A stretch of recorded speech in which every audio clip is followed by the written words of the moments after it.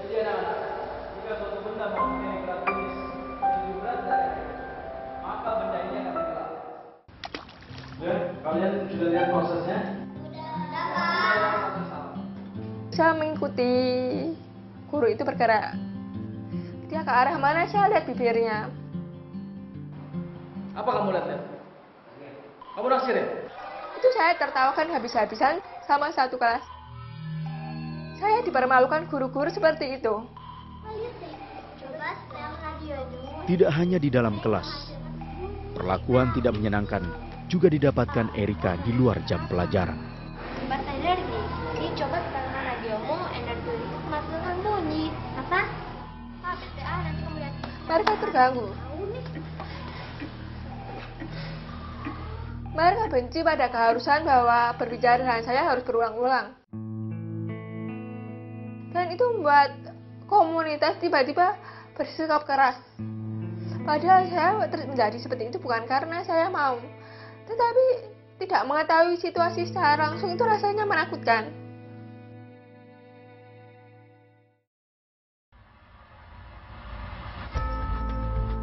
Sekitar waktu saya berusia antara 9 sampai 10 tahun. Telinga saya berdenging terus-terusan.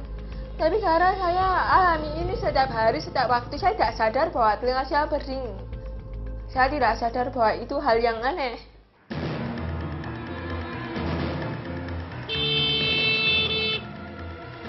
Hei, lu udah ya? Saya pikir semua anak mengalami yang saya alami. Orang-orang tiba-tiba banyak sekali yang marah-marah sama saya. Rasanya tidak ada hari tanpa dimarah-marahin.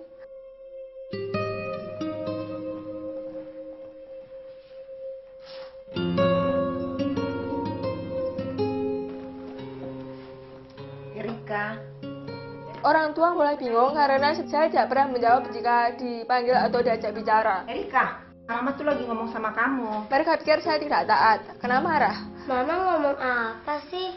Aku nggak bisa dengar Mama ngomong. Padahal saya tidak dengar. Kuping aku sakit. Bener, kuping kamu sakit. Orang tua membawa saya kemana-mana. Asal mereka dengar dari teman dokter ya bagus, mereka ajak saya sana. Saya mohon maaf, saya tidak bisa menolong anak ibu lagi. Dokter tidak bisa, orang tua coba cari dokter alternatif. Tusuk jarum, aku presur, bahkan ke dukun. Kemana saja yang orang tua dengar mungkin untuk sembuh, saya dibawa sana. Tidak mau menyerah, orang tua Erika membawanya berobat ke Cina. Mereka melihat saraf telinga saya sudah tidak normal. Saraf tidak bisa diapa-apakan lagi, bahkan lagi sudah terlambat. Kerusakan sudah terlalu parah. Kata dokter, kerusakannya mungkin sudah beberapa tahun sebelumnya. Tapi kapan jelasnya tidak diketahui. Saya menjadi tunarungu untuk selamanya. Soal nomor 2, 25 dibagi 5. Soal nomor 3. Erika, berapa kali ibu bilang jangan pernah menyontek? Saya sendiri mulai merasa takut pada guru. Guru-guru yang sebelumnya bersikap baik pada saya karena saya termasuk prestasi di atas rata-rata. Tiba-tiba sikapnya berubah. Banyak dari mereka entah tidak mau atau lupa menuliskan soal ulangan. Mereka lebih suka membacakan soal dan kami menjawab. Saya tidak pernah tahu apakah mereka sungguh-sungguh sengaja melupakan, meskipun saya merasa itu aneh karena saya selalu duduk di depan. Ketunarungan membuat kemampuan saya menangkap pelajaran dan di ulangan memburuk sekali. Erika pun mulai dibedakan dengan saudara-saudaranya. Saya mulai banding-bandingkan. Acara apa saja mereka selalu bilang, kakaknya cantik, kakaknya pandai, kakaknya lakukan apa saja beres, tidak bisa apa-apa. Selalu seperti itu berulang-ulang. Dan mereka tidak ragu-ragu mengucapkan hal itu di depan saya. Ya, secara hati sedih sekali. Bukankah kata orang Tuhan itu baik? Tetapi, kenapa saya berkata Tuhan itu jahat? Berarti Tuhan itu tidak ada. Saya marah karena saya merasa saya dulu tidak jahat, saya tidak pernah menghina orang cacat. Mengapa saya dijadikan cacat? Saya marah. Gitu. Saya berpikir mungkin lebih baik saya mati. Bahkan komunikasi saja saya tidak bisa. Saya tidak tahu harus bagaimana lagi. Karena untuk hal dasar komunikasi saya tidak bisa. Kehidupan saya tidak berharga. Kata-kata orang yang suka ngomongin saya goblok tidak ada ngerti. Buat saya merasa, ya saya goblok.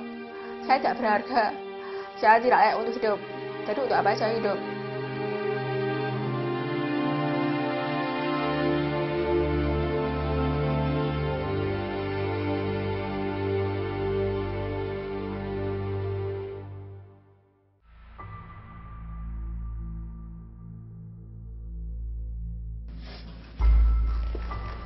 Kamu kenapa sayang? Mama sayang aku gak. Mama sangat kasihan sama kamu. Tetapi Mama sadar begitu kamu mati kamu harus hidup. Suka tidak suka, kami harus melatih kamu untuk bisa tahan. Mereka menyadari bahwa seorang manusia tidak akan bisa tahan punya kehidupan dari benalu. Itulah yang menguatkan mereka untuk memperlakukan saya sebagai orang normal. Dan meskipun penuh kasih, tetapi kami dituntut untuk menjadi pribadi yang kuat. Nasihat sang mama melahirkan sebuah pemikiran baru dalam diri Erika. Saya tiba-tiba menyadari bahwa saya tak pernah berjuang. Saya tak pernah melakukan apa-apa. Saya mengambil keputusan untuk bangkit. Saya memilih untuk mulai dari awal. Karena saya masih belajar, saya memilih untuk mulai menjadi hidup sama seperti keluarga saya yang punya prestasi. Dan sebuah semangat baru muncul dalam diri Erika. Saya mulai dengan belajar pakai tulisan untuk teman-teman dan orang tua atau untuk keluarga.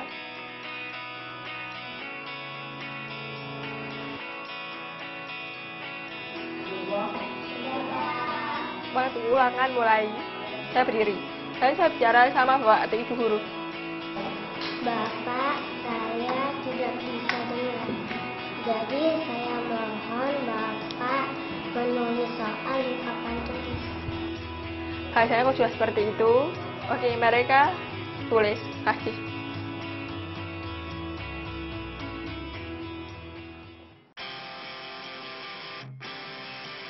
Hasilnya sangat mengejutkan. Ranking 1 adalah Erika. Sebelumnya saya adalah salah satu dari 3 terbawah. Dan tahun itu juga saya langsung menjadi ranking 1. Nilai saya sangat menonjol di matematika, fisika, dan kimia. Di akhir tahun SMA saya kembali menjadi ranking 2 di seluruh sekolah.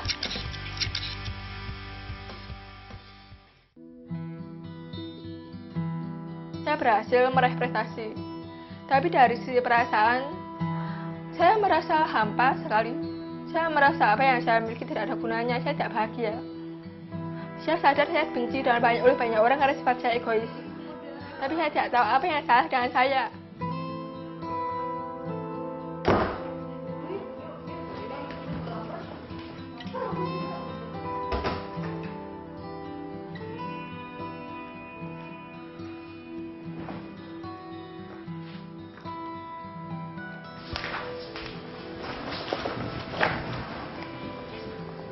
Kak, kamu kenapa? Kamu harus merubah sikap kamu.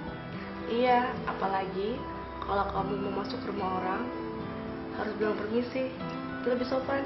Kalau salah, aku salah. Pasti dimaafin. Saya diajari cara-cara bergaul sama mereka bertiga. Bergaul dengan mereka tidak mudah, tapi persahabatan mereka sebagai orang yang sungguh-sungguh mengasihi Tuhan membuat saya percaya diri untuk pertama kalinya bahwa bersahabat itu mungkin.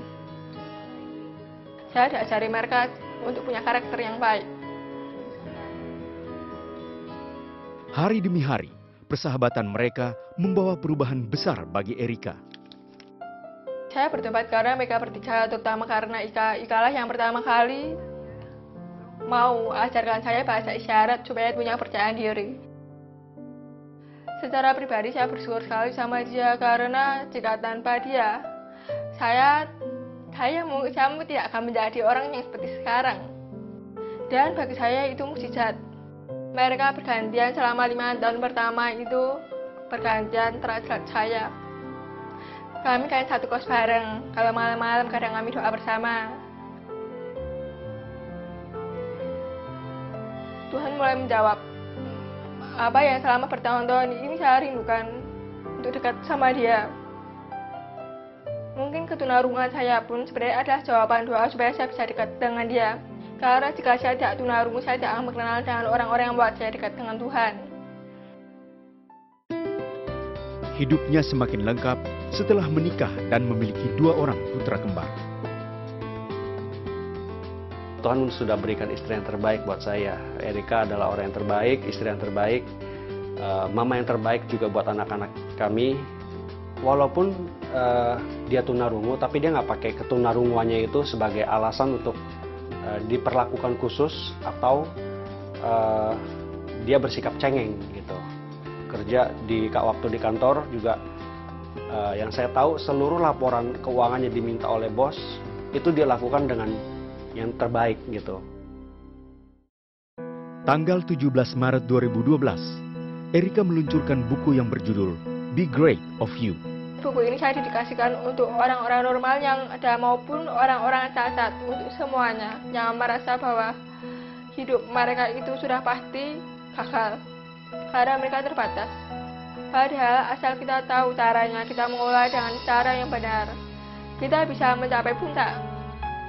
Teladannya banyak ya, dari disiplin, semangat. Saya lihat dia juga sebagai istri, sebagai seorang ibu, sebagai seorang pekerja. Saya lihat bagaimana dia pengaturan waktunya itu benar-benar punya prioritas waktu yang terbaik. Teladan dari Erika itu yang luar biasa gitu, dia jauh melebihi orang-orang normal lainnya gitu. Dan itu menjadi teladan buat saya. Saya sangat bersyukur karena saya bertemu dengan Tuhan. Jika saya tidak bertemu dengan Tuhan, saya percaya bahwa saya tidak pernah bisa mencapai apa yang saya miliki sekarang. Saya akan hidup sama seperti kebanyakan orang, hidup biasa-biasa saja.